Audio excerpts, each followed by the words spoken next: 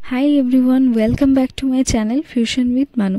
তো আমি চলে গেছিলাম বাবুর্চি রেস্টুরেন্টে, আর আমি গেছিলাম সোনারপুরের যে আউটলেটটা আছে সেই আউটলেটটাতে। এছাড়া বাবুর্চি রেস্টুরেন্টের আরও অনেকগুলোই আউটলেট আছে কলকাতাতে, আর এখানে অনলাইন অফলাইন দুটোতেই তোমরা আর কি খাবার পেয়ে যাবে। তোমরা গিয়ে রেস্টুরেন্টে বসে খেতে পারো অথবা অনলাইনে অর্ডার করতে পারো। এছাড়া এখানে আর কি এসি বা নন এসি দুটোই অপশানস আছে, আর মেনু প্রাইস আর কি ভ্যারি করে। এসিতে একটু হাই প্রাইস বা একটু বেশি, আর নন এসিতে একটু কম, তবে খুব একটা ডিফারেন্স নেই। তো তোমরা একবার গিয়ে ট্রাই করতে পারো। আর বাবুর্চিতে সব ধরনের খাবার দাবারই তোমরা পেয়ে যাবে। তো এবারে আমি কিছু খাবারের আর কি মেনু চার্ট বা লিস্ট আর কি শেয়ার করছি, যে উইথ প্রাইস। তো তোমরা দেখে নাও যে খাবারের কীরকম প্রাইস, তাহলে তোমরা বুঝতে পারবে। আর এই রেস্টুরেন্টটিতে তোমরা তোমাদের স্পেশাল ডেও আর কি সেলিব্রেট করতে পারো এখানে। তো সেটার জন্য ওনাদেরকে আগে থেকে বলে আর কি বুক করে রাখতে হবে।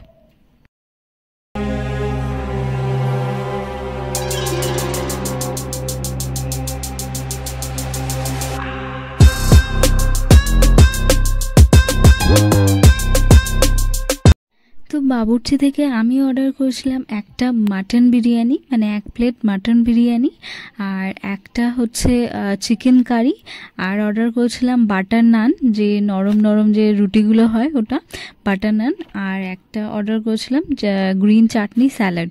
তো আর ওখানকার এবারে বলি খাবারের টেস্ট, তো আমার বরাবরই বাবুর্চির বিরিয়ানি আর ফ্রাইড রাইস চিলি চিকেনটা ভীষণই পছন্দর। তো আমি যতবার গেছি অন্য খাবার থাকা সত্ত্বেও আমি এই খাবারগুলোই বারবার ট্রাই করেছি।